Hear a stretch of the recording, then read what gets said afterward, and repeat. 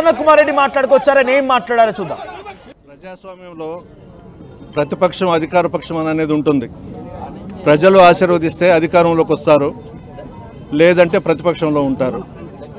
5 సంవత్సరాలు జగన్మోహన్ రెడ్డి గారు పరిపాలించారు ఈ రాష్ట్రాన్ని. చంద్రబాబు నాయుడు, పవన్ కళ్యాణ్ ఎన్నో బహిరంగ సభలు పెట్టారు, బస్సులు పెట్టి ప్రజలను తోలుకున్నారు. ఎక్కడా కూడా జగన్మోహన్ రెడ్డి గారు అడ్డంకులు సృష్టించలేదు, పోలీసులను ఉపయోగించి ఆంక్షలు పెట్టలేదు. ఈరోజు మన రాష్ట్రంలో ఈ కూటమి ప్రభుత్వం అధికారంలోకి వచ్చిన తర్వాత వింతలు చూస్తున్నాం. పోలీసులను ఉపయోగించి ఈరోజు నా నియోజకవర్గమే కాకుండా జిల్లా అంతటా కూడా బ్యారికేడ్స్ కట్టి ఎంత దారుణంగా రోడ్లు తవ్వేసి రానియకుండా అడ్డుకున్నారు. ఆటోలు సీజ్ చేశారు. ఈ విధంగా చేయడం దుర్మార్గం. మేమే కానీ అనుకుంటే ఆ రోజు చంద్రబాబు, పవన్ కళ్యాణ్ తిరిగేవాళ్ళ, మా నాయకుడు అడ్డుకోలేదే, పర్మిషన్స్ ఇచ్చేసాము, మొత్తం తిరుక్కున్నారు రాష్ట్రం అంతటా కూడా. ఇది ఎక్కడ చూద్దాం.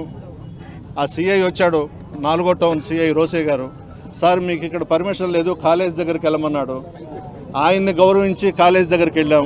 మీరు చేసింది ఏంది? అక్కడ బ్యారికేడ్స్ చుట్టూ పెట్టేసి రోడ్లు దవ్వేసి మమ్మల్ని రానియకుండా చేశారు. అది గమనించి మేమంతా కూడా బయటకు వస్తే మా వాళ్ళ మీద లాఠీ చార్జీ చేశారు. మహిళలని కూడా చూడకుండా లాఠీ చార్జీ చేశారు. అతను ఎవరో ఎస్ఐ, నా మీద కూడా చేయి చేసుకున్నాడు. ఆయన ఎక్కడ ఎస్ఐయో నాకు తెలియదు, కానీ నేను గుర్తుపడతాను. ఇది మంచి పద్ధతి కాదు. ప్రజాస్వామ్యంలో ఇటువంటి పనులు చేయడం దుర్మార్గం. ఎంతో గౌరవంగా పోలీస్ డిపార్ట్మెంట్ని గౌరవించి మేము అక్కడికి పోతే మా మీద లాఠీ చార్జ్ చేయడం అనేది మంచి పద్ధతి కాదు. నేనైతే మా నాయకుడు వచ్చేదాకా ఇక్కడి నుంచి లేను. మా నాయకుడు వచ్చిన తర్వాత నేను నా ఇంటికి తీసుకెళ్తాను. అరెస్ట్ చేస్తారా చేసుకోండి.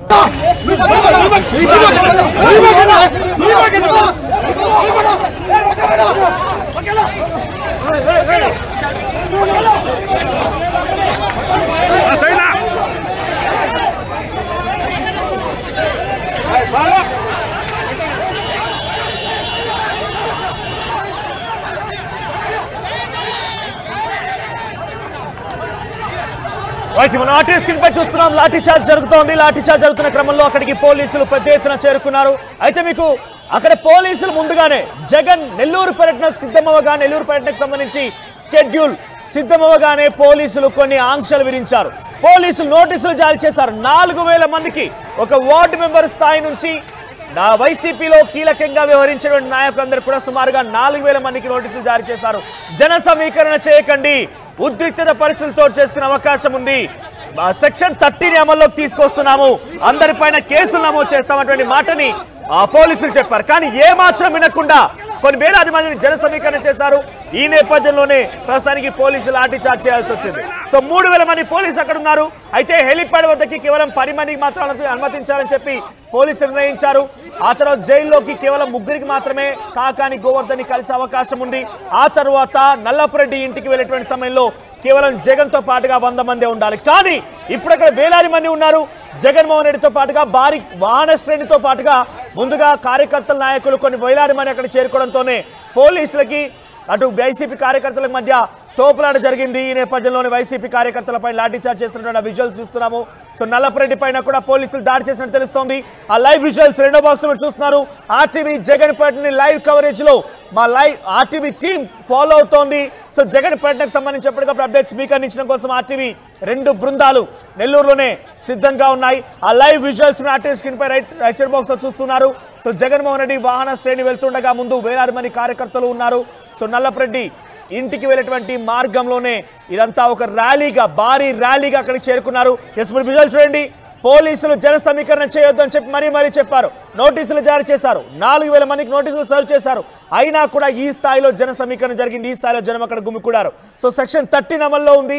సెక్షన్ 30 అమల్లో ఉన్న నేపథ్యంలోనే అందరిపైన కేసులు పెడతామని చెప్పి పోలీసులు చెప్తున్నారు. అందులో భాగంగా అక్కడ కార్యకర్తలని, నాయకులందరూ కూడా అక్కడి నుంచి పంపించే క్రమంలో ఒకరిపై ఒకరు తోపులాట చేసుకోవడం, ఒకరిపై ఒకరు దాడి చేసుకోవడం జరిగింది. సో ఈ మధ్యలో పోలీసులు లాఠీ చార్జ్ చేయాల్సి వచ్చింది. ఆ లాఠీ చార్జ్ చేస్తున్న విజువల్స్ మనం చూస్తున్నాం. ఒకసారి ఆ సంఘటన స్థలటువంటి పరిస్థితి నెలకొన్న ఉద్రిక్త వాతావరణాన్ని ఒకసారి మనం విజువల్గా చూద్దాం.